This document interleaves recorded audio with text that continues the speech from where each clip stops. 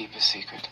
The biggest secret ever. Centuries ago, a second coming was foretold. What did he say to you, Mary? He asked if I could keep a secret. What was that? Something he gave me. But what's coming? He wants something. Something that's here. Isn't what anyone expects. Oh my God. It's a war in heaven. Over what? Us. Humans.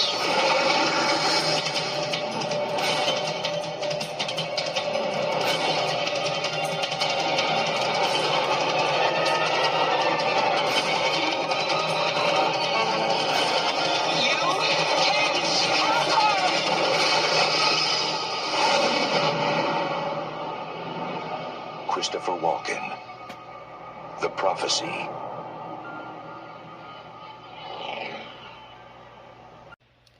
And I say that only on a certain level because, of course, this film was not a gigantic hit. I think it only made like $16 million, and despite opening up to, I think, $7 million. But it eventually did go on to have a series of movies come out, mostly direct-to-video films. I think there were 4 of them, actually. And I've never, ever seen these movies. I'm aware of their existence. I know that these movies exist because I keep seeing the DVDs for this with Christopher Walken's face on it. Like how you go into a store and you'll see Mill Creek titles, and The Prophecy will be one of them. Sometimes they'll have the whole series in one set. I think Paramount also put one out when they bought the Miramax library, and I really know nothing about this movie. And for a movie where you have Christopher Walken starring in this movie as an archangel and a guy that is a murderous angel at best, you would think I would know this movie more, but I hardly ever hear anybody talk about this movie, honestly. And just from that trailer alone, there really is nothing all that exciting about this movie. I mean, it's got a stacked cast. I mean, not only you have Walken, but you also have Elias Koteas, Virginia Madsen, Eric Stoltz, Viggo Mortensen, Amanda Plummer. You got a pretty good cast in here, but there's just nothing about that movie that looks promising whatsoever. I mean, who knows? I mean, it must have had some kind of a following because they made 4 other movies in the series, but I really know nothing about this movie, honestly, and really, I have never had the real intention to actually go in and see this movie. I love Christopher Walken. I'll watch anything he's in, but even in something like this, there's nothing about this that looks promising whatsoever. It looks like a pretty lame movie, honestly, but who knows? I could be entirely wrong on that front, but that's just my thinking behind that one, so... Haven't seen it, can't really say too much about it. So, The Prophecy was a big new release of the weekend, which really isn't saying a whole lot. On to the next movie, and that is Magic in the Water. And just watch and see how many knockoffs you can see here in this particular trailer, because, oh boy, it was a rough one.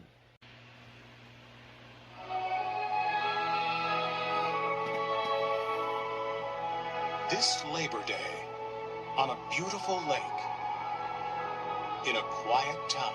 Dad, who's Yorkie? Probably some ancient Indian myth. He's a slimy, wart-covered serpent who feeds on the bodies of prepubescent female children. Josh, get a life. All I want to know is if he's real or not. Ashley Black is about to discover magic in the water.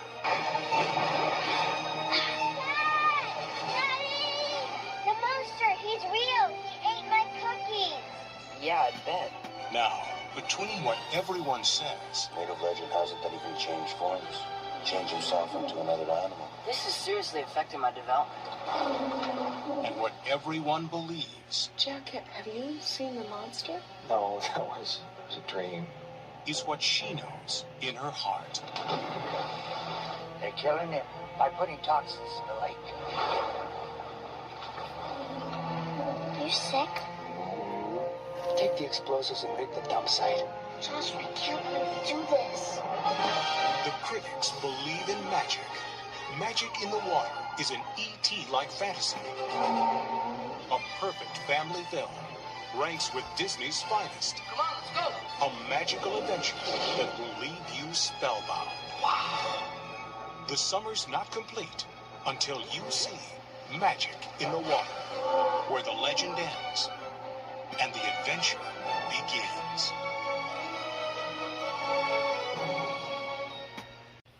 So you noticed E.T., obviously. I mean, it literally says an E.T.-like fantasy, which it's not an E.T.-like fantasy. It's a straight-up ripoff of E.T. There's a little bit of free willing in there with the environmental message. Even the marketing for this movie takes some other source material. Like, you would think the poster would be a little more creative, but tell me if this poster looks familiar to you. I'm going to show you it right now. Yeah. Little Mermaid much? That's the poster for The Little Mermaid, pretty much, except instead of Ariel sitting on a rock, it's Ariel sitting on top of the monster. And, I just can't believe that they did not even try to hide the fact that they were ripping up so many different movies. It helped that the movie is not very good either. I mean, you've got some notable names in here. I mean, you see Mark Harmon there. You see Joshua Jackson pre-Dawson's Creek. Tom Cavanaugh is in this as well. So is Harley Jane Kozak. But, man, I thought Mac and Me was the worst. Okay, maybe Mac and Me is still the worst E.T. knockoff ever, but this comes pretty damn close. I mean, the movie is abysmal. It's an abysmally made film. Like, it's a film that just has to take from so many other source materials, like, at different movies, and be like, okay, and be like, we could do this in our own movie, and the magic in the water barely even shows up in the freaking movie. Like, you barely see this creature, and when they show it to you, it looks like Barney the dinosaur. It's like, it's just so cheesy. It's so lazy on so many levels. I never thought I would see a knockoff of E.T. that would make Mac and Me that would come close to being as bad as Mac and Me, but this is pretty damn bad. Like, this is a horrendous movie on so many levels. Like, it's no wonder why they had those quotes in there to make people try to go see this movie, but it didn't work because the film crashed and burned at the box office, and hardly anybody ever talks about it, and probably for good reason, because the movie is complete and utter bullshit. Yeah, not much more I can say about this one. Magic in the Water is pretty much bullshit. So, let's wrap this one up here. Let's move on to the last movie that we have here, and that is Anthony Hopkins, Campbell Scott, Isabella Rossellini, starring in The Innocent.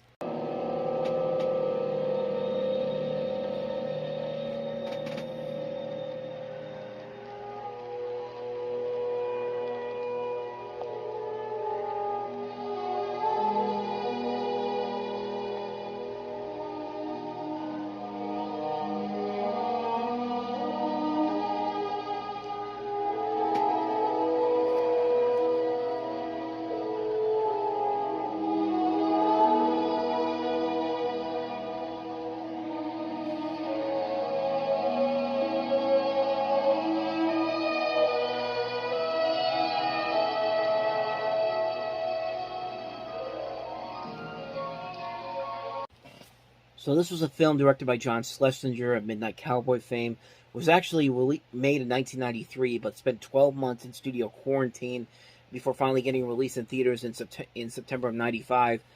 No screenings for critics, which is usually not a very good sign, but I don't know, the movie doesn't look that terrible, and judging by the reviews I see for it, it doesn't look like it has really bad reviews for it. It's just it just doesn't seem like a film that's really doing anything unique or different. I think it's trying to be kind of the Cold War equivalent to Casablanca in a way, and I think some people actually mentioned that in the review for this.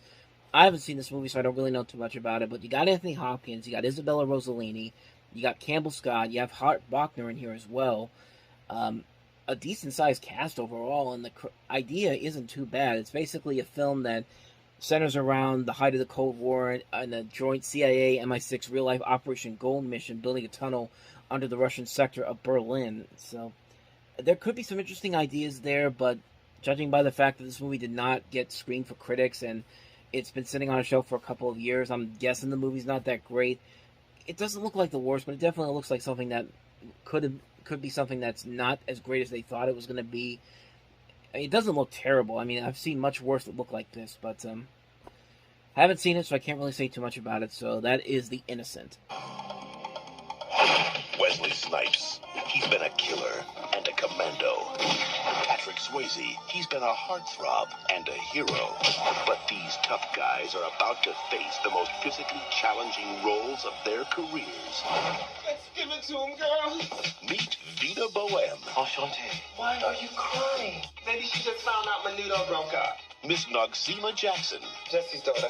And their protege, Chichi Rodriguez. I'm the Latino Marilyn Monroe. I got more legs than a bucket of chicken. They were headed for Hollywood Think of it as Easy Rider in dresses. on a sacred mission. Must take this message from Miss Newmar with us across the land. Going on right here. A celebration of the last of the year. So bring your... But along the way, they had an unexpected stop. You know what your career girls want? Careers? That is your sugar. Please, no. No!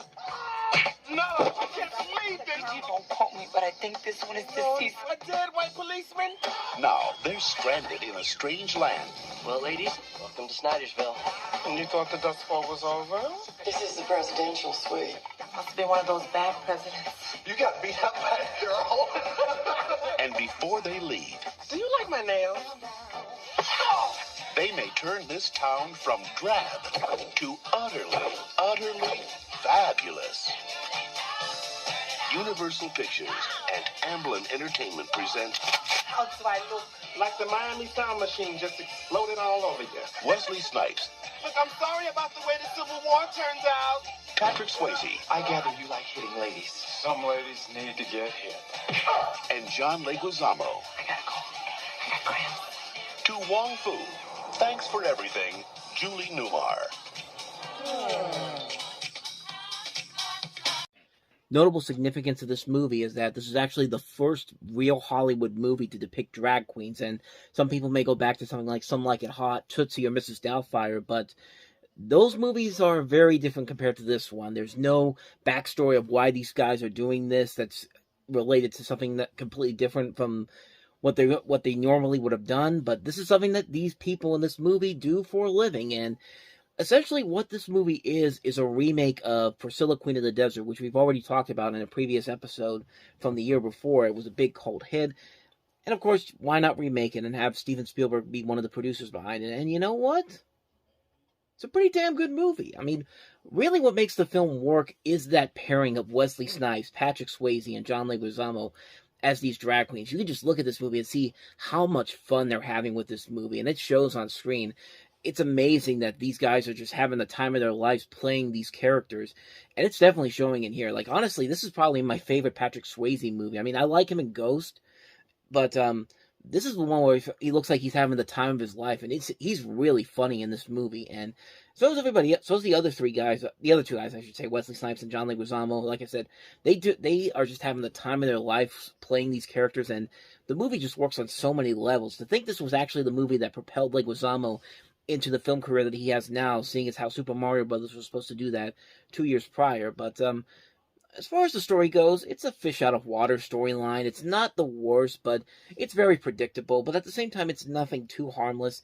There are a ton of laughs all around. There's a lot of solidly funny moments in this, and it's just good fun. It's a fun, enjoyable comedy with its heart in the right place. 3 great leading performances to carry it all the way through, and a lot of funny moments to pull it through. It's definitely something very fun and enjoyable to watch. Take it for what it is, and you'll have the time of your life with it. It's a really funny movie. I really enjoyed it a lot. To Wong Fu, thanks for everything, Julie Newmar. Just really funny movie. So, with that said, let's move on to the next movie that we have here, and that is The Tie That Binds.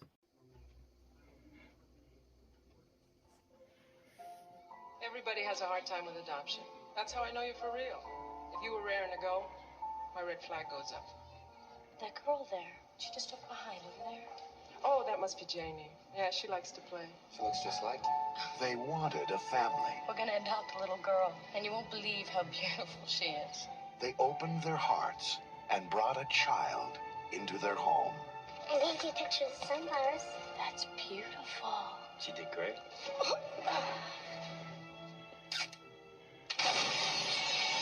Say cheese. Cheese. Mom and Daddy have a camera too. Said you go easy on the drinking. The other daddy got mad at them. He takes pictures of his victims. It's okay, Janie. You just had a bad dream. No, he's coming. Oh, honey, who's coming? Now, the parents who want her back, we got what we need. Not till we got Janie. Will stop at nothing They're coming back for me. to find her. God! You want to strike down the other one dead? Do it now! Look, we don't care who the birth parents are. Just some insight into their background. Were they criminals? Were they cultists? You know the social workers don't tell us a lot about the child's history. Janie, what'd you do with her? I was just doing my job. You have to help us. They were all together. And the parents who've grown to love her Who are you looking for? My little daughter. Her parents didn't leave a forwarding address, so I... must fight I'm her parents. to break the tie that binds. We're blood. Janie, John, and me. Blood needs blood. Our father now.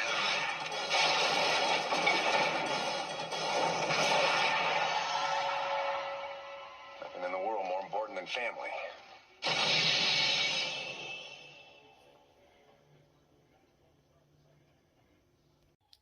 Yet another one of those movies that looks like it could have been so easily been the Lifetime Movie of the Week or the Movie of the Week on NBC or any of the CBS, ABC, any of the major networks, because really, is there anything about this movie that's really considered needed to be seen on a big screen?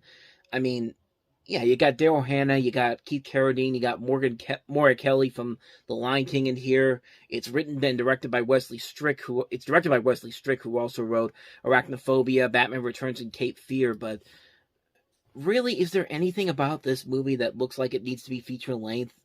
I mean, unfortunately haven't seen the movie, so I can't really say too much about it. But judging by the reviews I see for it, it's not that positive. It only got 8% freshness on Rotten Tomatoes, and that is not so good. And the trailer kind of gives away everything that's going to happen in this movie. I mean, these characters are not that smart. Not even the kids' real parents, the kids' adopted parents. Nobody in this movie is really smart whatsoever. And it's just like, where's the fun factor in this? Why am I supposed to get enjoyment out of this? Like, there's nothing about this that looks interesting or anything unique whatsoever. It looks like a watered down version of The Hand That Rocks the Cradle, and even then that movie wasn't that great. So yeah, I haven't seen it, so I can't really say too much about it, but I'm highly doubting it's anything more than that trailer is showing. So let's move on to the next movie, shall we? And that is Tom Berenger, Tom Berenger and Barbara Hershey in The Last of the Dogmen. Escaped prisoners went off the highway. 3 escaped. A man faced with a mystery. They're dead. All of them? And a woman searching for the past. Somebody kept those men before I did. Are about to uncover a secret Unbelievable. hidden for 130 years. No one must ever find out. All right, man, let's move out. Tom Berenger, Barbara Hershey. Last of the Dogmen, rated PG. Special sneak previews Saturday and Sunday. So interestingly enough, this is actually the first film directed by Tab Murphy, which is a name you might not be too familiar with, but you've definitely seen his work. Before this, he did Gorillas in the Mist. He wrote the story for that, but most notably, he worked on the story for several Disney movies, including The Hunchback of Notre Dame, Tarzan, Atlantis: The Lost Empire. He wrote Brother Bear. He wrote for Superman, Batman Apocalypse, Batman Year One. He's written for the TV series Thundercats, Teen Titans Go. He wrote a Scooby-Doo movie. He wrote the infamous Bobbleheads movie. I mean, this is a guy that is mostly associated with animation overall, but this was the last live-action film I think of note that he was involved with, and I unfortunately have not seen it, so I can't really say too much about it, but I've seen worse. I mean, it definitely doesn't look like anything really spectacular or anything, but it definitely doesn't look as bad as some of the other movies that have been similar to this, that kind of try to be a knockoff version of something like Last of the Mohicans or something like that, but I mean, it could be something interesting. You got Wilford Brimley as the narrator in this. You have Kurtwood Smith also in the film. I'm trying to see who else is in here. That's a couple of the other that's the only other notable names I see here, but like I said, it doesn't look like it's a bad movie per se. It just doesn't look like a memorable film, honestly. It's like it might be good for a one-time watch, but honestly, I don't really feel the need to go see this at any point. So that's Last of the Dogmen. Let's move on to the next movie, and that is National Lampoon's Senior Trip. Of losers, sitting on our butts, playing video games, and watching MTV. That's not true! National Lampoon's Senior Trip. Let's party! The seniors of Paramount High are on their way to Washington. Come on, Harbin! Let's do some van damage.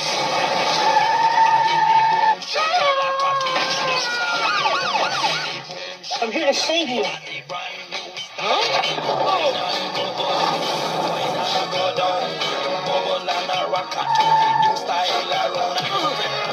I've decided that I don't want to go to college a virgin. Oh, it looks like you're going to be a mother. Pop quiz, hotshot. You have 10 students in a store containing your high school principal. What do you do? What do you do? With Matt Frewer as the principal. I'm not gonna have you people make a fool out of me. And Tommy Chung as the bus driver. Open the door! What's some magic words? Please! National Lampoon's Steady as you go! Senior Trip.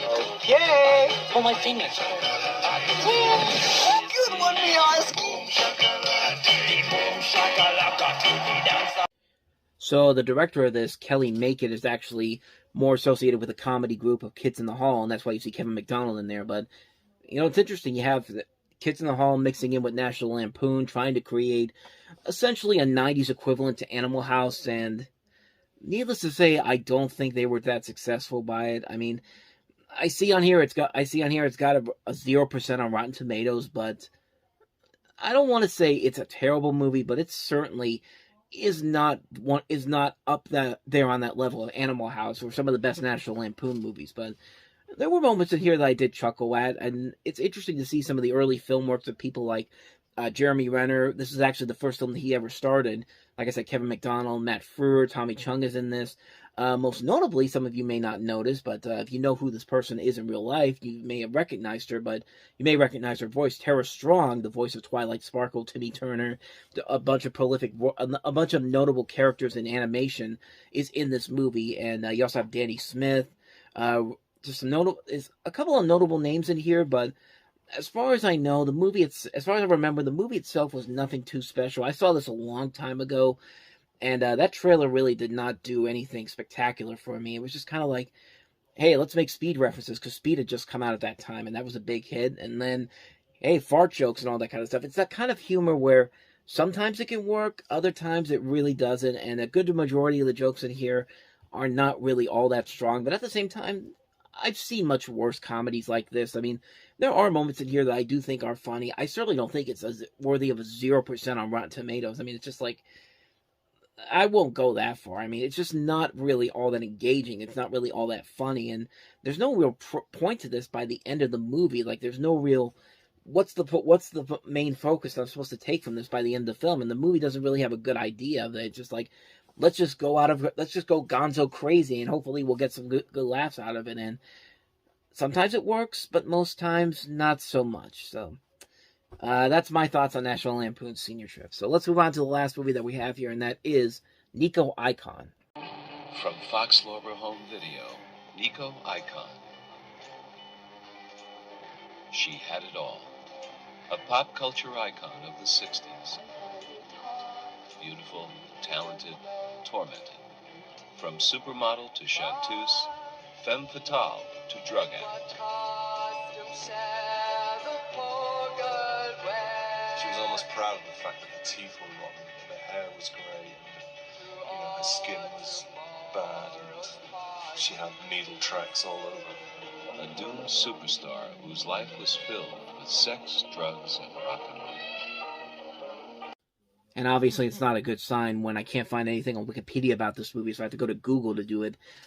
Nico Icon basically follows the German model, singer, and actress Nico, who is most renowned with her associations with Andy Warhol and the Velvet Underground. She gained attention for her icy Teutonic looks and later her unusual voice, but was plagued with depression and drug addiction. And the performer is presented in film clips and photos.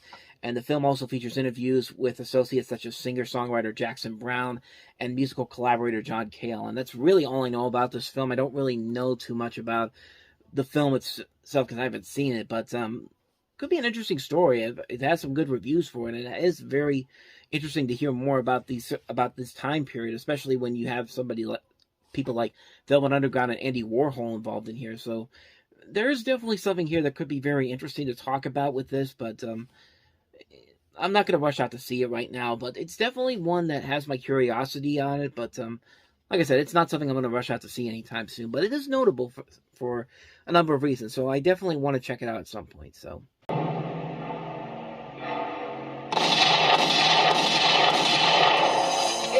welcome to the show, that never ends. Martucci, what you got? We got a black male dead man, Daryl Adams, 22 years old, the night manager of this joint. Pop, pop, poppity pop, Daryl goes down, shooter does a Carl Lewis. Boys, Daryl Adams, the boys. Hey, Daryl. I reached in my bag. I pulled out the gun. I was scared. I shot. I ran. What began as a simple confession This is still a good, solid, closed by arrest. became a mystery. He's never been in trouble before. It was a big mistake. All you gotta do now is tell me the truth. Man, look, I told you already. The guy jumped out of nowhere. I got scared. Bam! Then I ran. You mean bam, bam, bam, bam? What? 4 bullets in the bottom. Now, for one man to find the truth. Something's not right. When I'm working on something, I gotta make it right.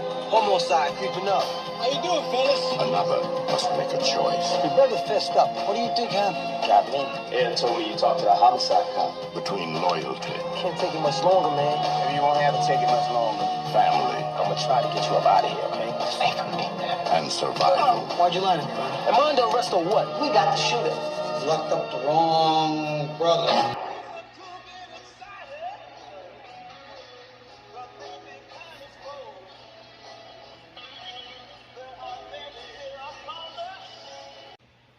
So Martin Scorsese entered production as the director of this, but he eventually dropped out of production to focus on the other movie that came out in 1995, the much better received Casino, at which point Spike Lee stepped in to direct, and he also polished the script up with Richard Price, who had also worked with him on The Color of Money. So the idea of pairing both Spike Lee and Martin Scorsese together on a project obviously has a lot of potential, and the last time Scorsese teamed up with Richard Price, we got the aforementioned The Color of Money, so it seemed like a good film on all fronts. The idea sounds good on paper, but the overall finished product, it's a very mixed bag to say the least. It's not a terrible movie, but it's largely bolstered by the performances by its leading actors, Harvey Keitel, John Turturro, Delroy Lindo, Mekhi Phifer, Isaiah Washington, Keith David. They're all giving these great performances to keep the film going. Where the film kind of falls apart is in everything else. The script itself is kind of bland compared to the book it's based off of. I actually did read the original book when I picked it up from the library a few years back, and comparing the book to this, the book does a better job of keeping the audience invested in the story than this movie does. I think the script in general for this film is kind of all over the place, jumping to random points in the story, never really have a flowing narrative or having engaging conflicts going on to keep you invested in what's going on. Also, at 128 minutes, the movie drags big time, and it's shocking because the editing is so off in this film, considering that it isn't the same editor that Martin Scorsese usually hires. It's a different editor, so maybe that's why it's so off. But I thought it was Martin Scorsese's usual editor, Thelma Schumacher, but that's not the case. But overall, Clockers is a movie that had so much potential and ambition because of everyone that was involved, but the final product itself is just a mediocre film. I think the performances hold the strongest in here. Everything else just doesn't really work. It just didn't work in the end, unfortunately. This is to me where Spike Lee kind of started falling off into somewhat of a creative slide in the 90s. He'd have some good movies here and there, but this was the first film all around that I could easily say from him I really did not like overall. It's not a bad movie, but it certainly pales in comparison to his other movies, so that's my thoughts on Clockers. So let's move on to the next movie that we have here, and that is Hackers.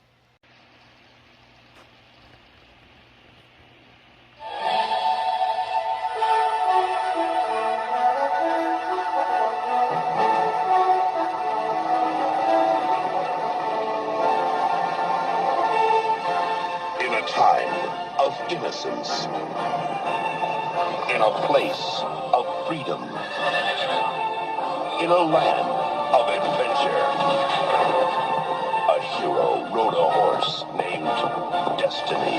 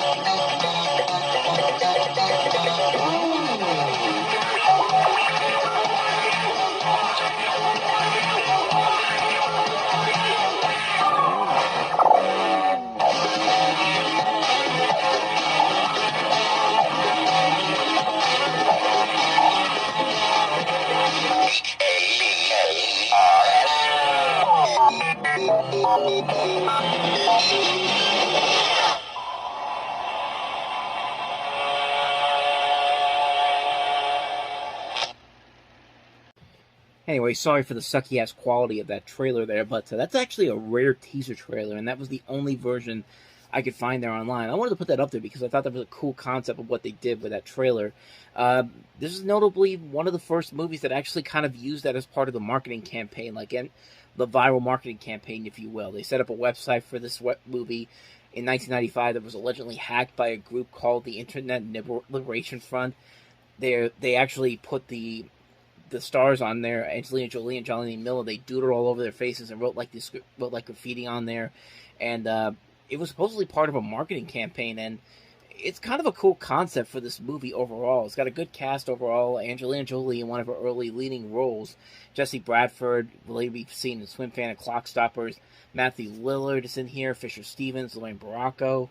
Penn Jillette's also in here. So is Wendell Pierce, Mark Anthony, Felicity Huffman too. It's a fun concept overall, just not the best execution. It's kind of like with Clockers in a way. There's so much potential there. There are some cool ideas that they throw in here, especially for the 1990s. This is another one of those movies where they use the internet as part of the plot. We've talked about a couple of them already so far this year with the net, Johnny Mnemonic, Virtuosity, just to name a few, where the computer is used as a pivotal point in the plot. But as far as the film itself goes, there's a lot of potential there. It just doesn't quite reach it because I think most of the writing of this movie feels like it doesn't really know what the internet is or how much can hackers really do compared to what we know now. But it's a cool concept, just not the right execution. It's a film that's a very mixed, kind of like with Clockers, like I said, a very mixed bag film. I don't hate it as much as I do with Clockers, but it feels like there's more potential that could have gone into this movie. But I think most notably, this movie showed everybody that, hey, the Angelina Jolie's got some potential as a leading actress, and then, but 5 years later, she ends up winning an Academy Award, so, I mean, yeah, that's pretty much all you could say about that one, honestly. So that is Hackers, so let's move on to the next movie that we have here, and that is Angus.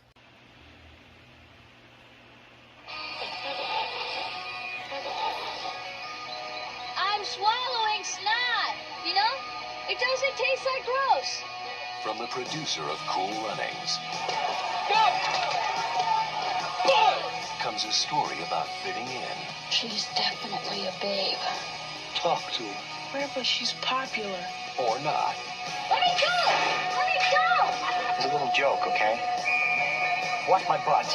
I'm watching it right now. I get the worst pain in my stomach whenever I see her. I think I know what Rick did with your underwear. The underwear is almost as big as the flag. This year's Winter Ball Queen will be Melissa LeFevre. And this year's Winter Ball King is Angus Bethune. I can't dance. I can't talk to girls. You're Angus, right? I know you set it up, And this is the chance you've wanted your whole life, right? but I can smash Rick Sanford's face in. Got a temper saver for the football field. I'm not going. You get to dance with Melissa Lefevre. I'd sell body parts for a chance like that. You don't have to know how to dance to sweep a girl off her feet. Use what you have in here. We're gonna turn you from a large, pathetic virgin into a large, pathetic virgin with a new look. This is Wanda. And she is your date? Is yours. Is this a bad time? When Angus dances with Melissa, she's never gonna look back. Go for it, Angus. I think it's alright that I do what I like, but that's the way I wanna live. Angus. Girls want guys who are dangerous, have tattoos, play the guitar. Stick with me. I know these things. You ever have that one movie where you think you know what it is, you've seen pictures of it, but you just can't remember what the title of it was or what the movie was about or anything like that, but you just remember specific scenes and specific trailers and all that type of stuff? Angus was that type of a movie. I used to see like little photos of this inside the old Disney Adventures magazines, Nickelodeon magazine, I think had it in there too.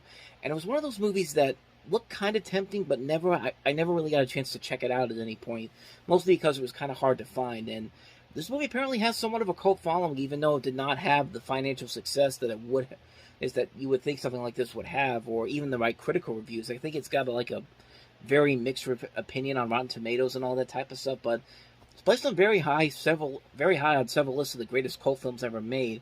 I finally got to watch it a couple years ago, and I'll honestly say that the film more accurately portrays high school life than similar films about adolescence, as it takes kind of a critical view of obesity, bullying, self-esteem, high school inclusiveness, while highlighting the importance of assuring oneself in an ideologically competitive world. They really do capture the element of high school life better than most movies about high school that came out at the time, and have still come out ever since. And from that trailer, you'd think it'd be a little bit predictable and cliche, like most high school movies are, similar to it, and to be fair, there are some elements that we've seen done over and over again. But for the most part, the movie does a good job of trying to avoid many of those cliches as it can. It actually does play around with it, with people's expectations with it.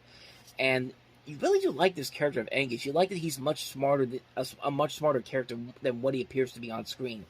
He's an obese kid that's not just there to be the obese kid. He's smart enough to know how to survive high school. He's a very likable character. He's not there to be the cliche fat kid that we see, who has to eat everything. There was a ton of movies that had that character.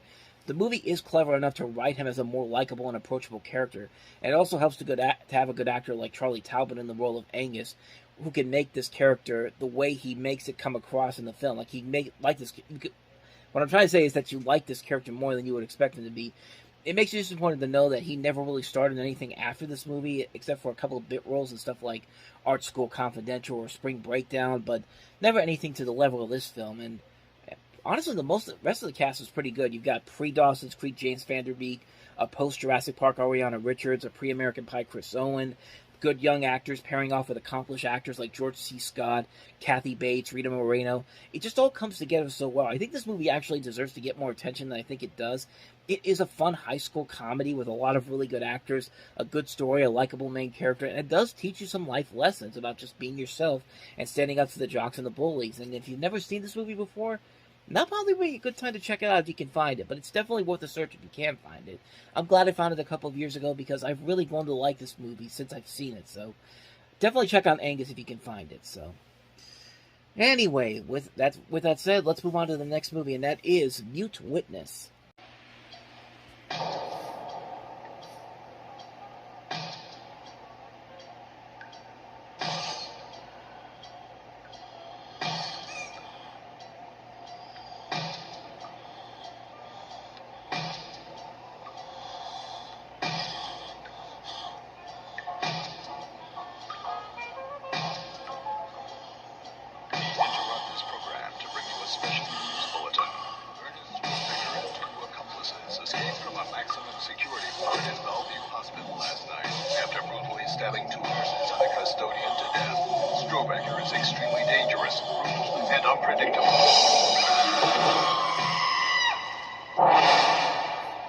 It's not over yet.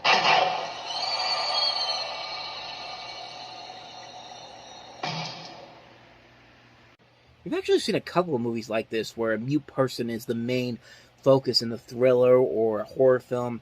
We saw it work. We saw it work in something like Blink. We didn't see it work as well in something like See No Evil with Marlee Matlin.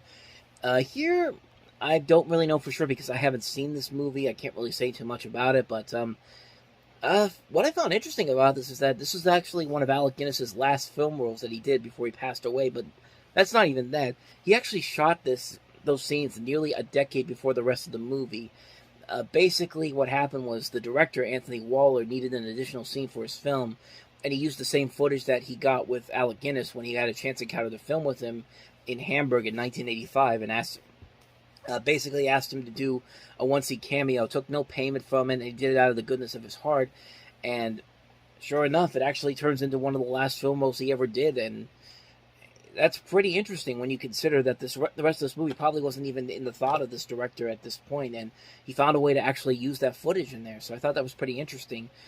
But as far as the rest of the movie itself goes, it looks kind of interesting. It doesn't really look like anything I need to rush out and see, but I see on here it's getting comparisons to stuff like the original Halloween and Blood Simple, so that's got me excited to at least check it out at some point.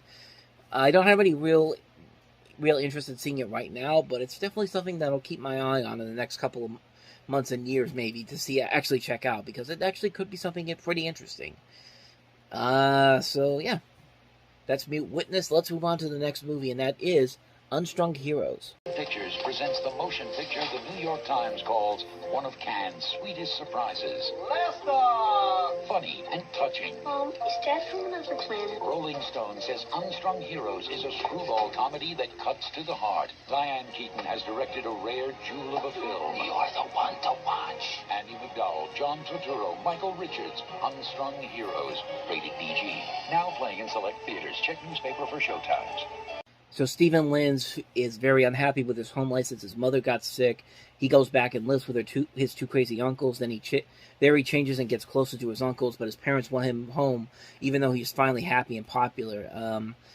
That's pretty much all I know about this movie. I've never even seen it before. This is actually, I believe, the first theatrical directorial debut for Diane Keaton, who had directed a documentary in 1987, and also a TV movie in 91, but I believe this is the first scripted film she ever directed. I think she did one other one, which was Hanging Up.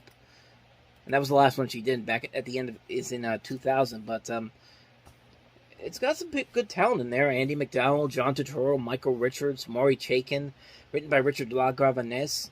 So there are notable people involved in here.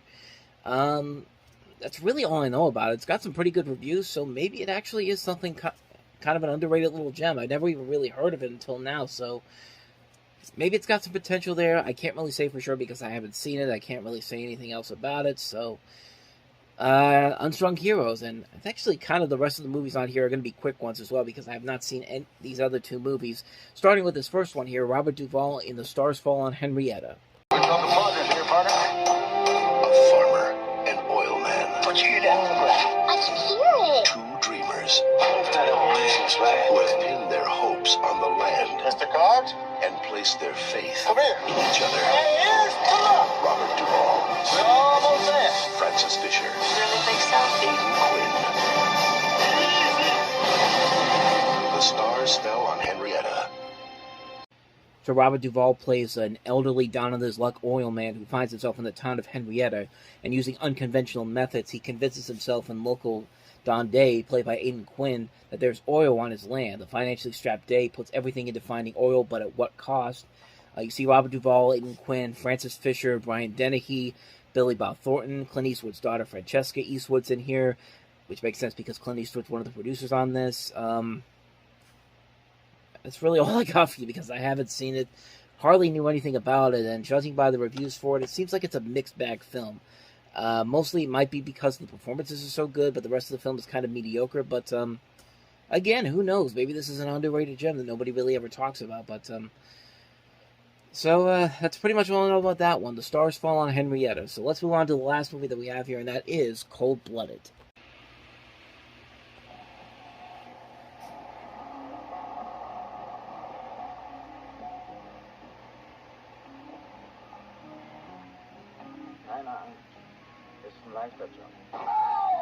Wo bleibt dein Fisch?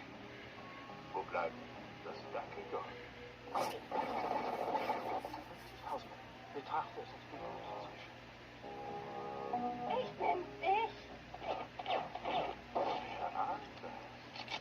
Directed by Wally Wolodarski of The Simpsons fame, stars Jason Priestley as this mob bookie who lives in the basement of a retirement home. He's promoted to a hitman against his will. He learns his new trade from this guy named Steve, a seasoned killer played by Peter Riegert, and he proves to be a natural marksman despite having no experience with firearms. And he falls in love with his yoga teacher played by Kimberly Williams and must figure out a way to lead the mob so they can be together. So, kind of reminds me a little bit of Baby Driver in a way, but you got Janine Garofalo also in here. So you also have Robert Loggia, Jay Kogan, is Wolodarski's co-writing partner, Josh Charles, David Anthony Higgins, even Doris Grau from The Simpsons is in here as well. So is Michael J. Fox for the cameo. Some notable names in here. I don't really know anything about the movie itself, so I can't really delve into it. But those names alone definitely piqued my interest. So again, another one I might check out someday. But as of right now, that's all I got for you on that one. Cold-blooded. You like what you do for a living? These things you see. You have to wear blinders sometimes. Most times. Detective William Somerset is looking for a way out. You're retiring. 6 more days and you're all the way gone. So how long have you lived here? Too long. Detective David Mills is looking for a way in. We'll be spending every waking hour together from now until the time I leave. I'll show you who your friends and enemies are. Look, I worked homicide 5 years. Not here. Now, Hammer sells a homicide. they're caught in a game. No fingerprints and no witnesses of any kind. About the only thing we know about that guy right now is he's totally insane. Where the price of sin is death. There are 7 deadly sins. Gluttony, You're going to come take a look at this. greed, No one touches anything. sloth, wrath, pride, lust, and envy. 7. You can expect 5 more of these. Body was found on Tuesday morning. I hate this city. We're gonna get who did this. This will be the very definition of swift justice. There are 2 more bodies, 2 more victims. This guy's methodical, exacting, and worst of all, patient. He's laughing at us. He had a gun. He's 2 murders away from completing his masterpiece.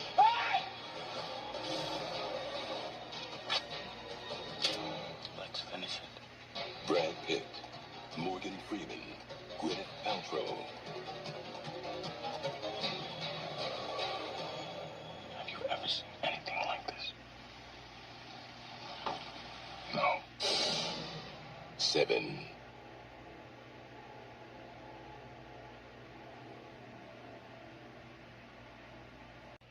So 7 was David Fincher's follow-up to Alien 3, which of course was not the big hit that everybody thought it was going to be, considering what had previously followed from the Alien films. But this was a chance for David Fincher to really show his abilities as a filmmaker.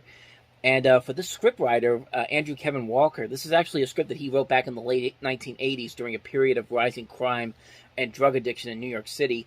He actually sent this out to a company in Italy before it eventually got bought over to New Line Cinema. The executives at New Line didn't want to do the script the way it was, with the bleak ending that it had, and wanted a more mainstream, upbeat outcome to it. And so what actually happened was he actually sent this out to David Fincher, and he accidentally sent the original script. And David Fincher agreed to do that movie as long as that ending remained. So that's how that ending kind of stayed in there. And the script continued the efforts to change the ending, but faced opposition from David Fincher and the cast and crew. But all in all, it eventually ended with the more serious ending staying put in the movie. And it was interesting because this movie did not do well with test audiences. It actually got some middling reviews from them and was not expected to perform well due to the violent and mature content of the film. But it went on to become one of the biggest hits of the year, one of the biggest surprise successes, grossing like over $327 million worldwide.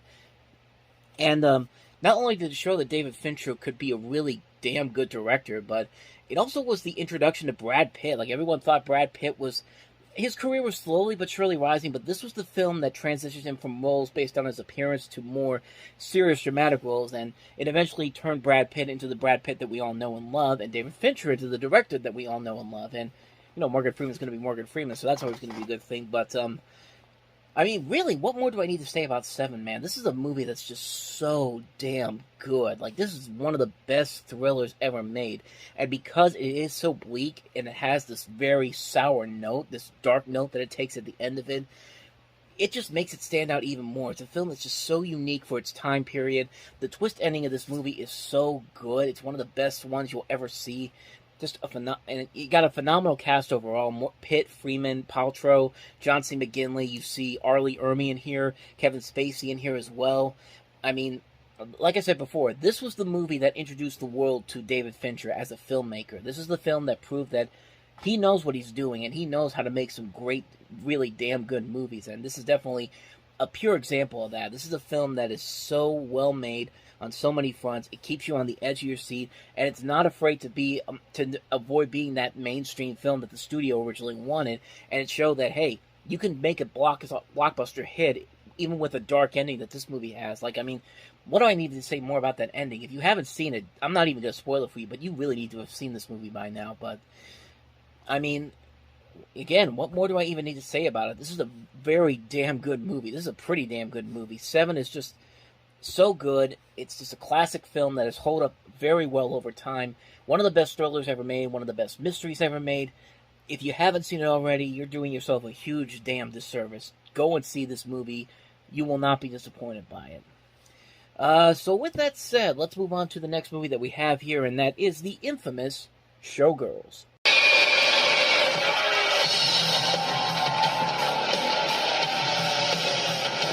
So what are you going to Vegas for? You gonna win? I'm gonna dance. There's a spot open in the chorus line. I think you should try out. I got an audition. Okay, ladies, I got one interest here, and that's the show. I don't care whether you live or die. I want to see you dance, and I want to see you smile. From the creators of Basic Instinct, the last time they took you to the edge. This time, they're taking you all the way. We take the cash, we cash the check, we show them what they want to see. It's not about fair, it's about power. You're a stripper, don't you get it? I'm a dancer. She's dazzling, she's exciting, and she's what Las Vegas is all about. Showgirls. Leave your inhibitions at the door.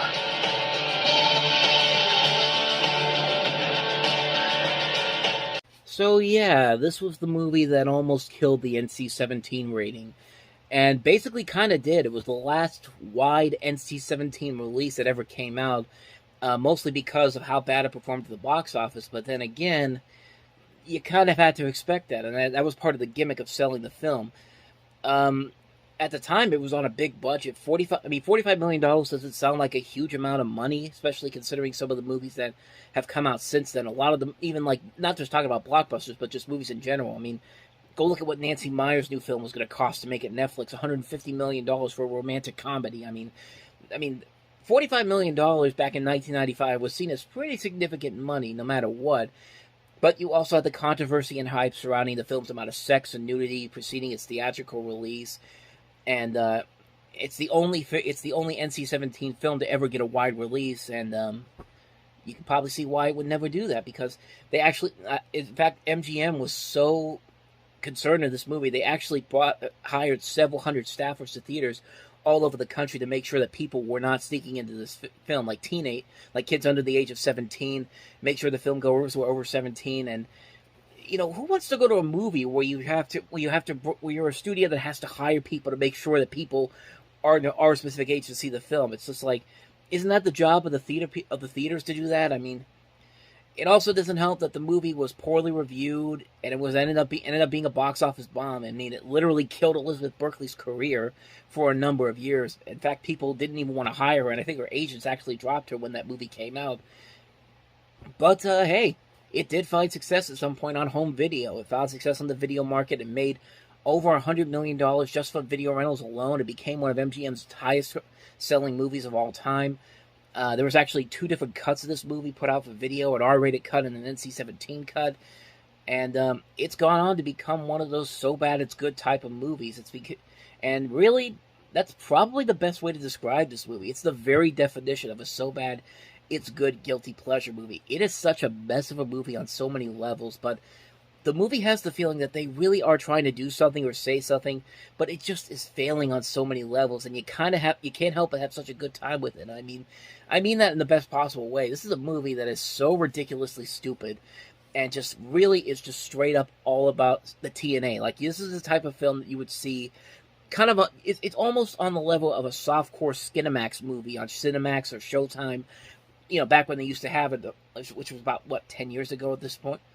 Like, 10 years ago, seriously, if you watched Cinemax or Showtime 10 years ago, you would have seen more adult movies after midnight on there, but nowadays it's not that like that anymore. Yeah, it's really one of the most bizarre movies ever made. It's a film that pretty much killed a number of careers for at least for a little bit. Like I said, Elizabeth Berkley did eventually kind of come back at some point, but like I said, it went on to become a sizable hit later on in life. This movie probably just didn't work because of the fact that they really thought that this was going to be a big hit and go wide all over the place, and that was I think that was the wrong approach for this. Maybe if you had done it something like I completely forgot what I was thinking of. The Rocky Horror Picture Show. Like, if you had it be like one of those midnight type of movies. Like, I think the Rocky Horror Picture Show still plays at midnight screenings even to this day, and that movie's almost 50 years old. I think if you had done it that way, this movie probably would have found an audience just for the fact that it is so bad it's good in a way. But like I said, it did find an audience later on in life. I think the biggest mistake was that they put it in theaters in a wide audience. Like, they thought that people were going to see this movie and just sell it on the fact that you have it's about Las Vegas strippers and they're going to go NC-17 with it. And even the nude scenes and the sex scenes aren't really all that engaging or exciting whatsoever. But like I said, it feels like you're watching a Skinamax movie when you really think about it.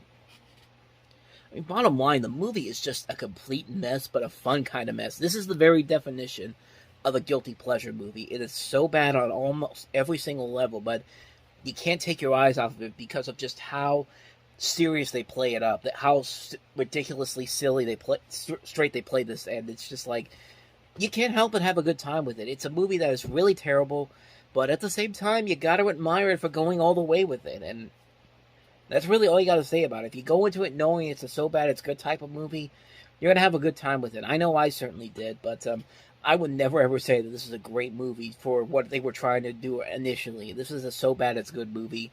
If you like those type of movies, you're going to love the hell out of this movie, Showgirls. So, with that said, let's get to a cult film that actually has a noble fan base that was at the time, and it was a critically praised movie at the time, and that was Empire Records. Just let me introduce you to everybody. This is Gina, Roy, Lucas, AJ. The staff of Empire Records had the coolest jobs on earth.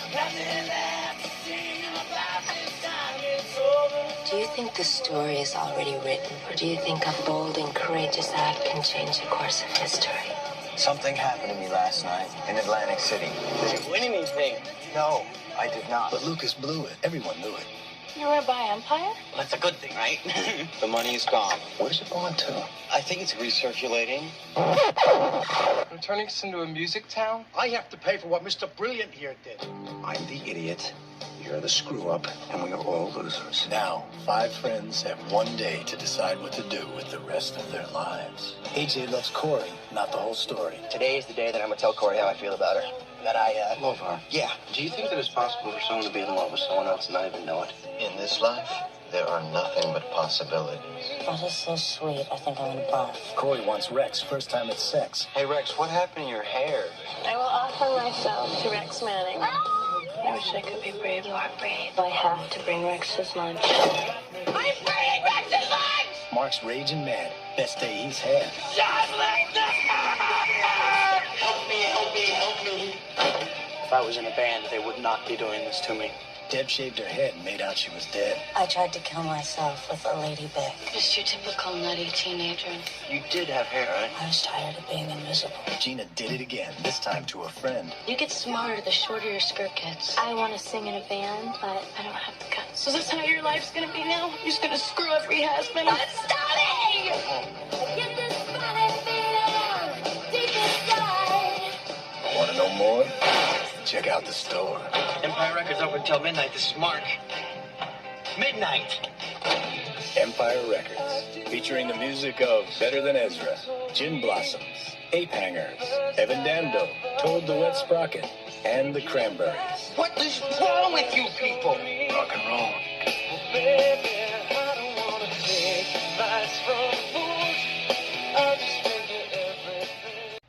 Critically praised may have been a little bit of an understatement, because I see that the reviews for this were not very good when they came out. And yeah, that trailer looked absolutely awful. I mean, if I saw that movie back in 1995, that trailer at least, I would have never wanted to go see that movie. I was just like, are you kidding me? That looks awful. It's just like, I don't know what they were thinking with that trailer, but I will say that this movie actually is pretty good. It actually is a lot better than that trailer is making it out to be, and you do get to see a lot of early stars in their launch their early careers with this film, including Rory Cochrane, Robin Tooney, Renee Zellweger, Liv Tyler, Ethan Embry. You also have Anthony LaPaglia, Maxwell Caulfield, Debbie Mazar. Some notable names in here overall, and yeah, it was a massive bomb at the box office when it came out, and but it did eventually go on to have a successful cult following, and it does deserve it, because there is a lot about this movie that you really do admire about it. Like, you do eventually get invested in these characters much better in the movie than the trailer actually tried to sell it to you. Like, in the trailer, they just make everybody look obnoxious. Like, everybody looks obnoxious, fast-talking, and I don't know what they were thinking when they sold that trailer, but like I said, it was a movie that eventually found its following over the years, and it's a very solid film. It's just, it kind of reminds me of the music store equivalent to Clerks in a way. You got a good soundtrack selling it as well.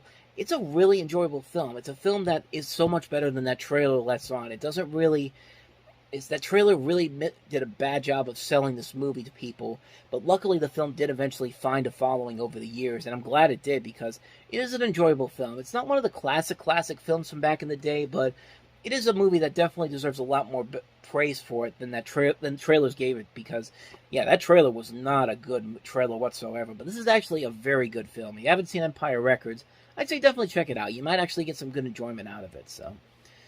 With that said, let's move on to the next movie, and that is A Month by the Lake. They all met in a beautiful paradise. Holiday!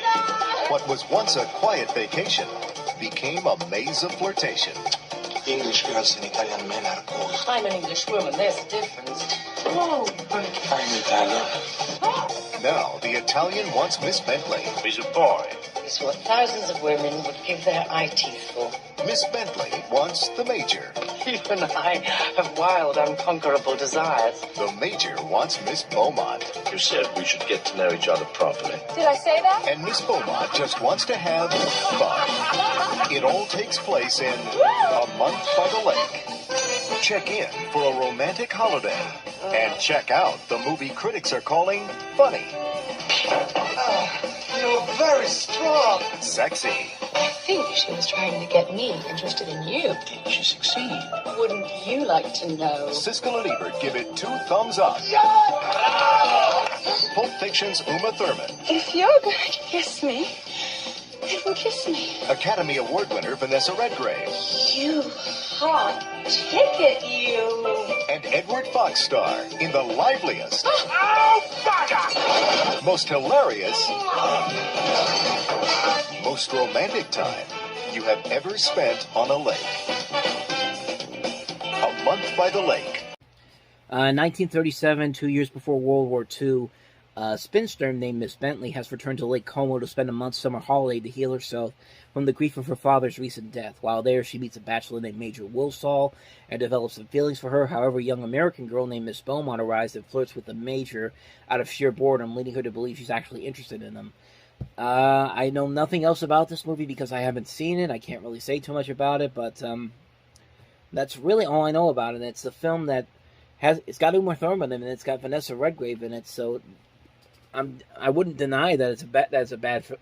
It could be a good film too, but yeah, I really don't know anything about it, so I can't really say too much about it except that it came out this weekend, and that's it. That's all I got for you on that one. So that's A Month by the Lake. So let's move on to another movie, and that is John Candy starring in Michael Moore's only scripted film he ever did, and that is Canadian Bacon.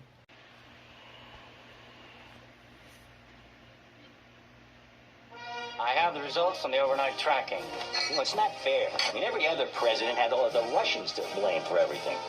What have I got? For an unpopular president. The voters felt that your being alive or dead had no real bearing on their daily lives. It's time to give war a chance. Dead.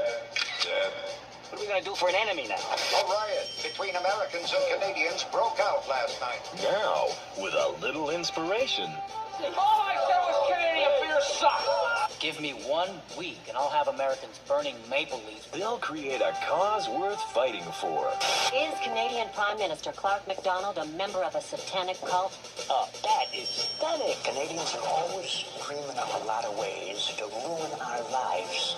The metric system, for the love of God. Do not panic. I'm in complete control. There's a time to think. There's a time to act. And this, gentlemen, there's no time to think. Move up! Welcome to Canada. I'm your worst nightmare. I don't know what you're talking about. We got ways of making you pronounce the letter O. What we have here is a brave but misguided group of Americans who've gone right into Canada and kicked some serious Canadian butt. Oh, Americans! Welcome to Ontario. Sportsman's paradise. Isn't it, though? John Candy. You Canadians are so sneaky. Alan Alda. Surrender pronto, or we'll level Toronto. Rhea Perlman. What does this look like to you? Never saw a white one that size. Kevin Pollak. When have you ever heard anyone say, honey, let's stay in and order some Canadian food? Rip Torn. I can't kill America's neighbors. I can. Canadian Bacon. From the director of Roger and Me. Yowza! All right, now how did you know that was a nuclear facility? Well, they tricked us on that one. That's a hospital. But it's a hell of a strike. So like I said, this is actually the only scripted film that Michael Moore ever did. And you can kind of see why, because that is not a very good trailer for a not so very good movie. And this is actually John Candy's last film he ever did. This was actually shot before he did Wagons East. And you see the cast in there: Alan Alda, Bill Nunn, Kevin J. O'Connor, Rhea Perlman, Kevin Pollak, Rip Torn. You have Dan Aykroyd in the cameo there. There are good ideas to it, but really, this was done a whole lot better in Wag the Dog, which came out 2 years later, which is pretty much the same concept. I mean, the president has to create a fake war and essentially has to hire these people to make that fake war a reality, and that was a much better film. This, I feel like this was a point in time when Michael Moore was trying to get into more comedy in a way, because he had a show on at the time called TV Nation, which was like the satirical news magazine. It was kind of I guess it was trying to be like an equivalent. It's a comedic equivalent to something like Daytime NBC or 60 Minutes in a way. But yeah, you could see why that didn't work out so well. I mean, the jokes in here are not really all that funny, and most of it is just Canadian jokes. It's just kind of like, how many Canadian jokes can you really do in one movie without it getting really annoying really fast? And these get annoying really, really fast. Like, the jokes in here just aren't funny. It's just like, it's a disappointment on so many levels, because, you know, Michael Moore probably could make a scripted movie work out pretty well. Like, I don't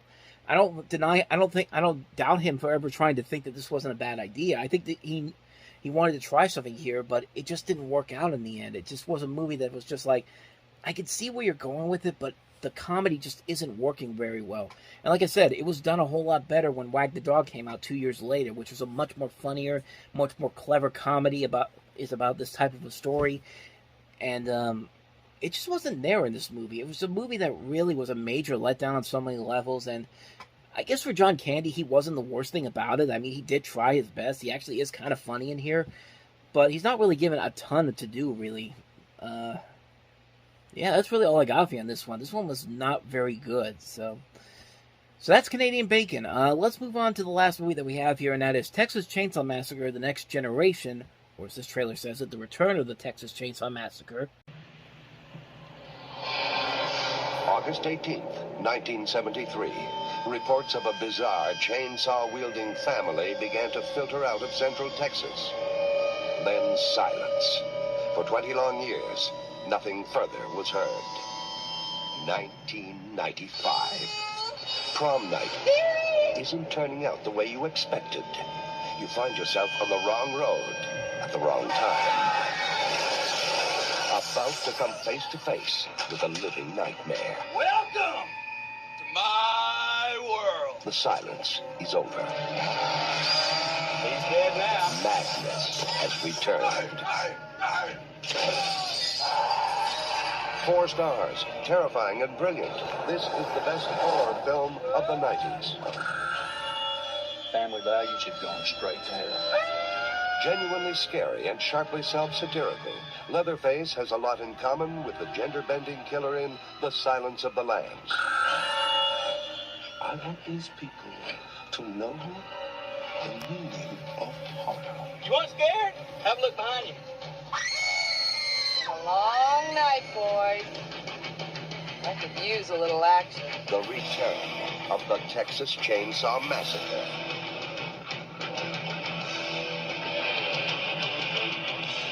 So as you see there, that's Renee Zellweger once again, and Matthew McConaughey in one of their earliest film roles. And I'll give it this. It was certainly a lot better than Leatherface Texas Chainsaw Massacre 3. I mean, it wasn't trying to rip off Friday the 13th or Nightmare on Elm Street to try to turn Leatherface into a killer on those levels, because that movie was notoriously known for ripping off so many things. This movie has a lot of interesting things about it. I mean, there's 2 different release dates for this particular film. The one that came out on this weekend was the original 94-minute cut of the film. There was actually a 102-minute cut when it premiered at South by Southwest that March.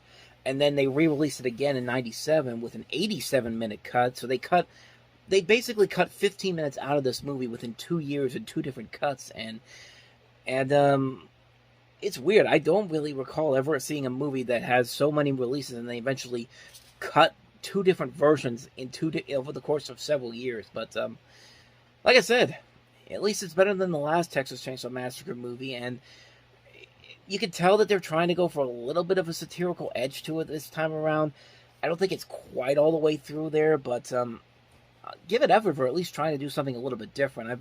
I don't really know too much about these Texas Chainsaw Massacre movies enough to really decide if it's right in the same level as the original films, which I sincerely doubt it, but I had a little bit of fun with it. Watching Renee Zellweger, and especially Matthew McConaughey having the time of their life. Really, that's all I got for you on that one. So, that's Texas Chainsaw Massacre: The Next Generation.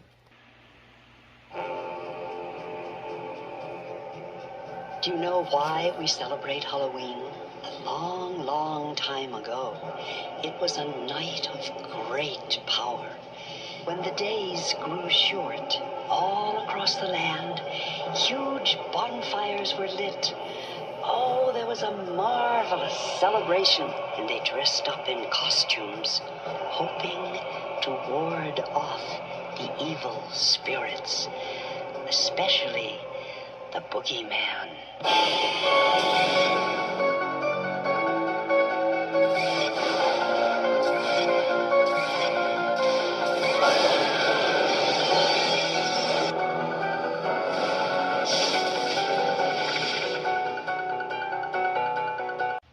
So yeah, I hope you like Dr. Loomis, because this is the last time you're going to see him played by Donald Pleasence, because Donald Pleasence passed away actually 7 months before this movie came out in February of 95, so this is the last time you're going to see him, and I wish it was a much better movie than this. And I mean, you could tell Jamie Lee Curtis wanted nothing to do with this, but hey, you get to see Paul Rudd in one of his earliest film roles. But I say this because I've seen the movie, but I have not. I honestly have never seen any of the Halloween movies, honestly. It's just, horror movies are probably the genre I like the least. They're ones that I don't really feel a whole lot of interest in. I do like some horror movies. There are some horror movies that I do like overall. I like what Jordan Peele's done with Get Out and Us. I like some of the good Blumhouse films, stuff like Sinister, Insidious, what's the other one? Oculus. The Black Phone was a really good one that came out recently. And I'm one of the few people that will probably say this. I really liked Skinamarink, the one that came out on Shudder a couple months ago. I know a lot of people don't like it because it's just nothing there. It's just nothing there for most of the film. But I mean, honestly, I've had nightmares that are very similar to what the stuff in that movie, where you just see nothing there, and all of a sudden there's something there, and it's just my personal opinion on it. I really enjoyed that movie. This is not a review of that though, but yeah, the Halloween movies I've never really gotten into all that much. I admire what they've done in terms of establishing the career of Jamie Lee Curtis, as well as Donald Pleasance as well. I've actually heard a lot of these movies are actually kind of decent, like Halloween, Halloween 2. Halloween 3 is a very underrated film, I hear from a lot of people, so is Halloween 4. After that, though, it very much depends on how you interpret these movies. Like, a lot of people really don't like the one that came after Halloween 4, and this film, Halloween H2O, was a big hit, but Halloween Resurrection was seen as a laugher. The Rob Zombie Halloween movies are seen as a very mixed bag, and the Halloween movies that just came out recently, the ones by David Gordon Green, the first movie I hear is great, the other ones, not so much. So I really don't know anything about these movies to really get a good glance of what I'm really going into with these films. So, like I said, I haven't seen this movie, but I know that this one is notorious for having multiple versions of it, because all the other versions of all the other Halloween sequels do not have as many versions as this one does. They have versions where they had to reshoot everything because the test cut for this did not play out very well. The theatrical version was the only one commercially available for the longest time until they actually put out the Scream Factory Complete Collection set a couple years ago. There's a producer's cut, there's a director's cut that also exists with footage cut by the MPAA, so there's so many different versions of this particular film that I really don't know what's the best way to even go see this movie if I was really invested in these films, but I would assume that this is probably one of the lesser ones, especially considering that fact that there's just so many different versions of it that it's not even worth it to even check it out, especially because the movie is not that great to begin with. But, like I said, I don't really know too much about these movies. I've never seen them. Don't really have an interest in seeing them at any point.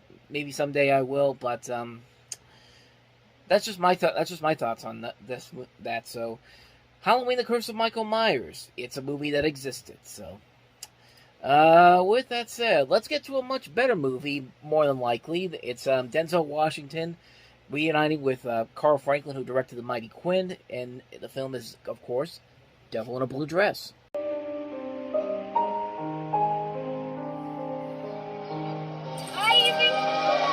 For Ezekiel Rollins, L.A. was a world of sunshine and shadows. Hey, easy. How you doing, baby? Junior, take easy on upstairs. Black and white. We got no work here. Sorry, fella. My name's not fella. My name is Ezekiel Rollins.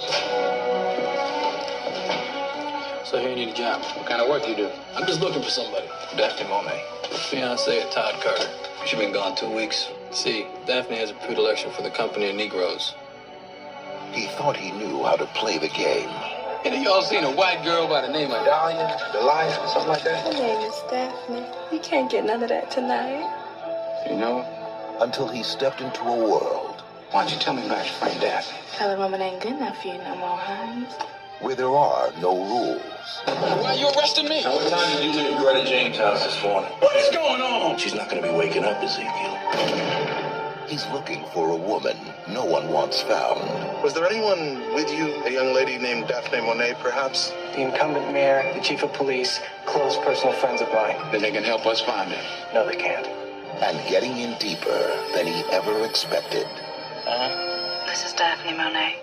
You're looking for me. I don't know if I should think of you as a friend or as a private dick. Surrounded by lies. You can trust me, Mr. Rollins. I am the next mayor, and luckily for you, a friend of the Negro. Seduced by power. Unless I give the cops a killer by tomorrow morning, I'm going to jail. Easy Rollins is searching. Not very smart talking about Mr. Carter's business. There's too much going on for me to give a damn about what you think is smart. For the truth. Who killed her? I don't know. Don't lie to me!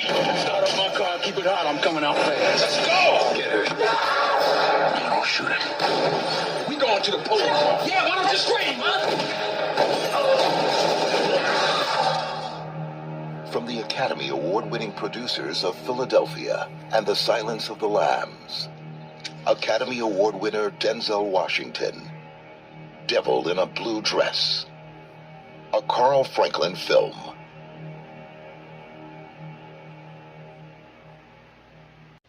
I completely lied to you. Carl Franklin did not do The Mighty Quinn. That was somebody else. But Carl Franklin did another underrated noir film that came out in the 90s, and that was One False Move with Billy Bob Thornton in it, which is a really great film. Came out in 92.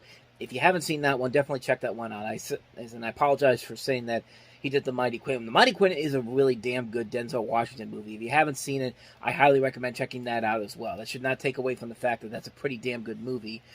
And this is a pretty damn good movie, too. This is Devil in a Blue Dress, based off of the book of the same name. This is a modern-day, kind of the same with One False Move. It's a modern-day neo-noir mystery thriller with Denzel Washington playing the character of Ezekiel Rawlins, who's a fictional character in the series of books by Walter Mosley. And it's a well-made film. It's a visually gorgeous film, and you got Denzel Washington in there. I mean, the dude, like I said before, Denzel Washington, I consider him to be one of the greatest actors living right now. Like, he still can really give you a great performance no matter what movie he's in, and this is a prime example of that. You got a great cast that includes Jennifer Beals, Tom Sizemore, Don Cheadle in particular really makes his name well known in this film. Maury Chaykin is in this, Terry Kinney, Lisa Nicole Carson from Ally McBeal. Just a lot of notable names in here, and they're all giving really solid performances. The visuals in this movie are amazing to look at. It's got everything you want in there. A good mystery, some good elements of dramatic and comedic elements working off of each other. The chemistry between the characters works so well. It's just an amazing film. I watched this again for the first time on Criterion Collection not too long ago, and I was amazed at how much I really enjoyed this movie. This is a really damn good movie. And it's probably one of Denzel's more underrated films. It was not a big hit financially. It was a critical success. But, yeah, it's a really damn good movie. It's one that I highly recommend checking out if you want to see the best of what Denzel Washington can do as an actor. This film definitely does the trick. It's a really great film. Can't recommend it enough. Devil in a Blue Dress. Definitely check it out. So, with that said, let's move on to the next movie, and that is Disney's The Big Green.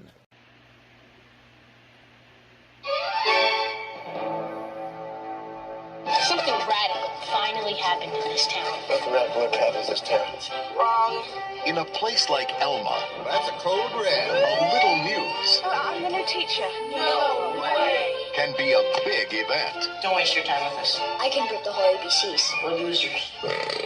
And just one person Well, why don't we just try something else? can make a world of difference.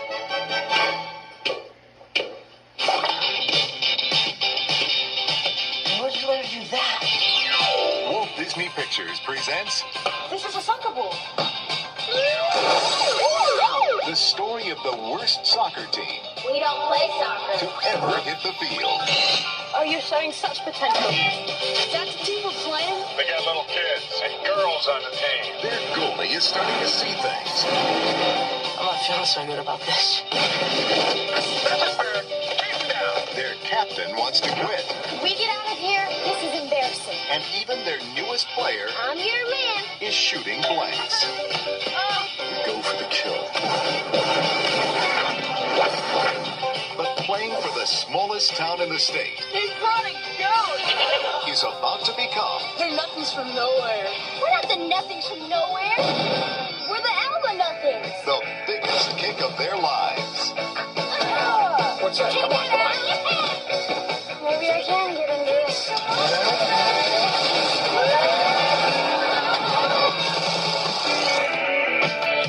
Check it out. From the people who brought you Disney's Angels in the Outfield. Hey, you know, they're getting better. Now we got ourselves a real game. Walt Disney Pictures, The Big Green.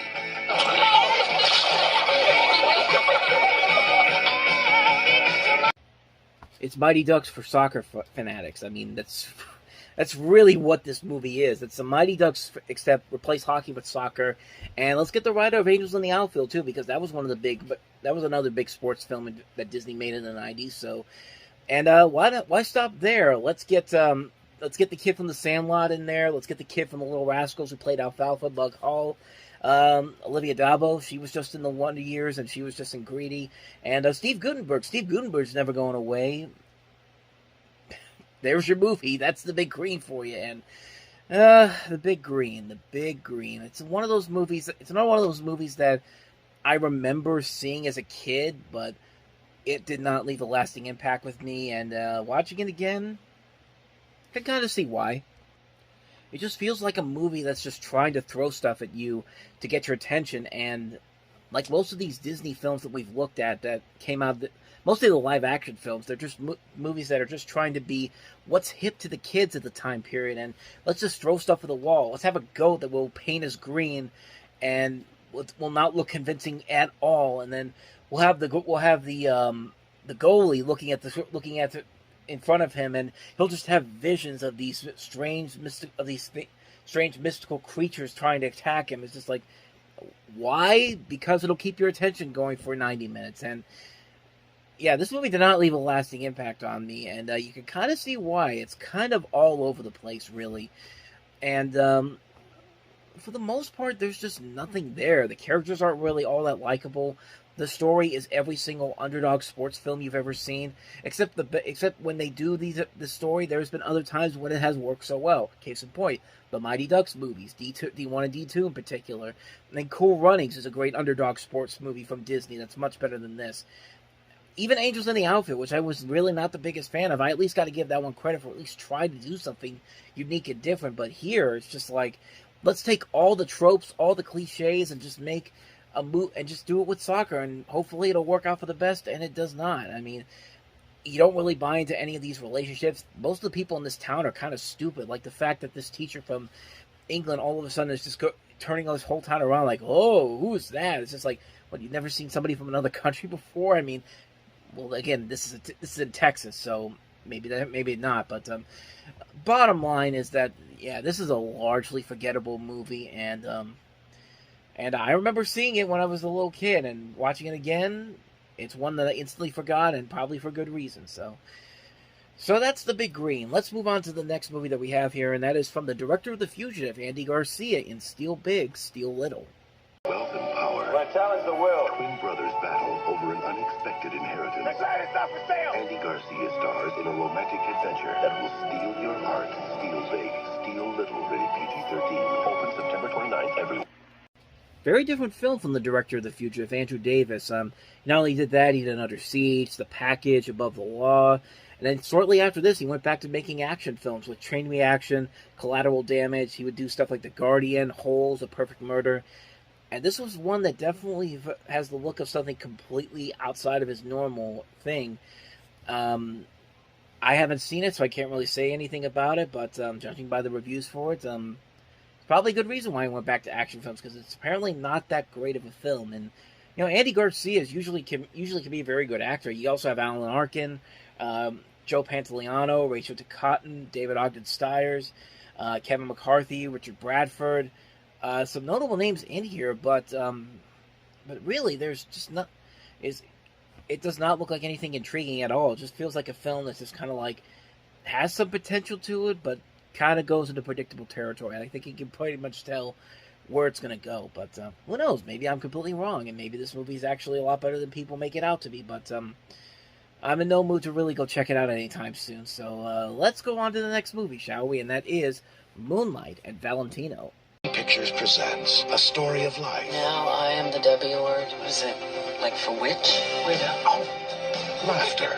Paul left me. We had a really big fight last night. It's a note from Paul. He's gone to the gym to play racquetball. What? And four friends about to discover Valentino! the magic of Moonlight and Valentino. That man makes me want to do wild things. Moonlight and Valentino. Rated R.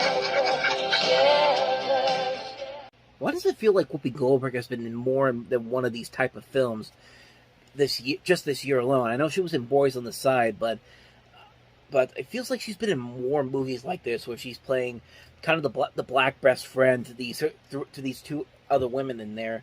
And Boys on the Side kind of works, but this movie, I'm not too sure. This is written by Ellen Simon, the daughter of Neil Simon, and directed by David Anspaugh, whose last movie was Rudy. It's got a pretty good cast to it. Besides Goldberg, you've got Elizabeth Perkins, Gwyneth Paltrow, and Kathleen Turner in there.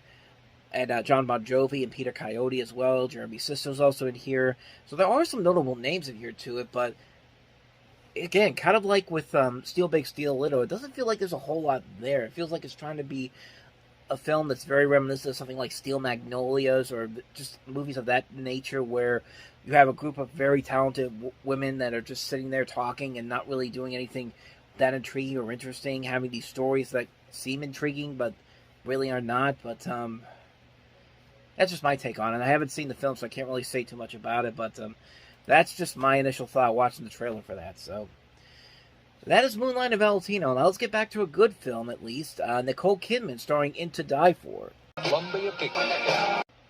This is probably one of Nicole Kidman's most underrated movies, and also one of her best movies overall. I would say probably top 5 in my favorite movies with her in it. Directed by Gus Van Sant, written by Buck Henry of all people. This is based off of a novel by Joyce Maynard, which is also based off of the story of Pamela Smart, which, if you don't remember her, she was a woman who was convicted of being accomplice to first-degree murder, conspiracy to commit murder, and witness tampering in the death of her husband, Gregory Smart. This was back in 1990.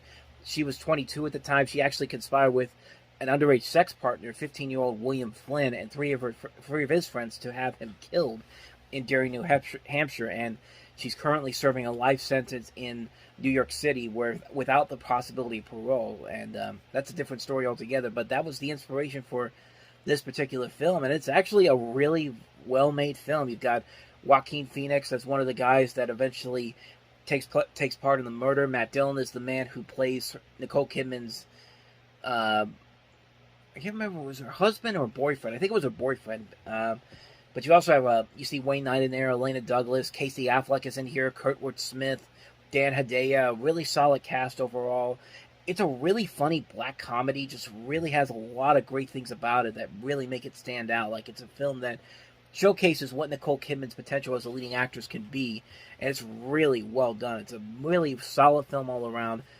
It's a film that I was really pleasantly surprised by. I remember seeing the previews for it when I was little, and when I finally got around to seeing R-rated films, that was one of the ones that I wanted to see first, and I'm glad I finally did, because it was actually a really damn good movie, and it really does, like I say, showcase not only Nicole Kidman's potential as a leading actress, but it's a sharp, sadistic comedy about the obsession with being a celebrity. In a way, it kind of has the same feel as something like Natural Born Killers, except nowhere near as insane and over the top as that film went.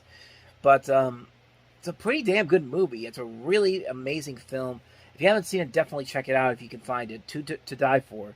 You will not be disappointed by that one. So, let's move on to the next movie, and that is Jane Austen's Persuasion. Dare not say that man forgets sooner than woman. I have loved none but you. From Jane Austen's timeless classic comes the story of a woman, a captain, and a desire so strong. You will stay, won't you? It could destroy them both. To involve yourself with a man of no fortune, no connection. Between her heart's desire. He is charming, he is clever. You have an extraordinary ability to discompose my friends, sir. You have an extraordinary ability to influence her mouth. And her family's disdain. You prefer a sailor to your own family connections among the nobility of England and Ireland. Lies a woman open to persuasion. The critics call Persuasion a Cinderella romance so delicious you want it never to end. And simply the finest movie of this year, or any year. If you adored A Room with a View, then you'll cherish Persuasion. Another one I haven't seen, but Kieran Hines is in it, playing the love interest to the main character played by Amanda Root. It takes place in 19th century England, 8 years after Anne Elliot was persuaded by others to reject Frederick Wentworth's proposal of marriage, and it follows the two as they become reacquainted with each other while supporting characters threaten to interfere. So, like I said, I haven't seen it, but it's mostly because I don't really get into period pieces like this too often. Not gonna say I wouldn't say it's a bad. I would at least say it's not gonna be a bad movie, because usually movies like this don't usually end up being that bad. Sometimes you get it every once in a while, but it's just something that it's kind of like with horror movies in general. I don't really rush out to see films like this, but sometimes I check them out every once in a while, and sometimes I usually get more than I ask for. And I have no reason to believe that this movie's not going to will not be a bad film. But I don't know.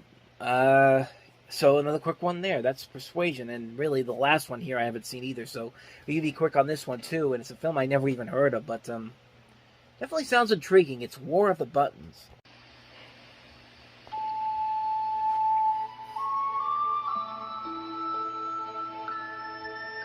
In this land of legend and mystical beauty lie two neighboring villages, where the children begin each day with a smile, because after school...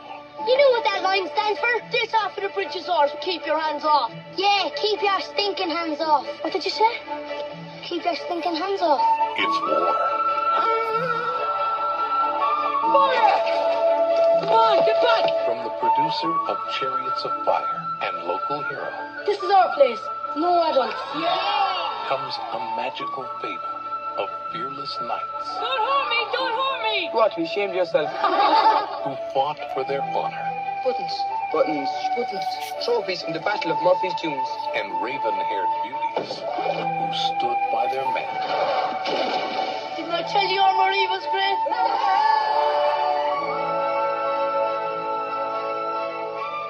In a battle of courage and dignity.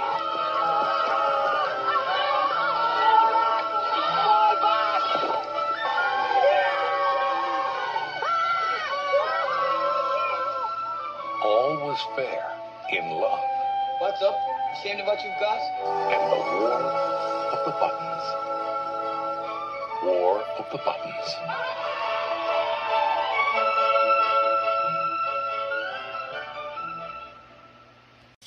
So a very intriguing premise that this movie has. You basically follow two rival boy gangs in Ireland, the Ballies, the working class, and the Carricks, the middle class. And they basically are... The film is basically a classification of both a dramedy in a way. The tone is mostly free, light, and humorous. Examines issues of conflict and war, the actions of consequences of violence, and how it can divide and oppose people who can be friends as easily as they can be enemies. And really, two things came to mind when I saw this trailer. One is the Simpsons episode where Bart basically starts a war along with the help of the other Springfield kids to stop Nelson from bullying him and everyone else. And that was early in the first season. And then the Butter Batter book kind of came into play. And not to the level... It doesn't do that type of a thing where it goes into, like, the examinations of war like that one. Because that one, I think, was an allegory about war. I haven't actually read the Butter Batter book in a long time, nor have I seen the special in a long time. But that's what I got out of that when I could be completely wrong on that front, but that's what I definitely got when I watched this trailer. And it definitely looks intriguing. Like, it definitely looks very interesting on a number of levels, and could actually be pretty good. But I haven't seen it, so I can't really say anything about it. But my interest is definitely piqued. So yeah, there you go. War of the Buttons.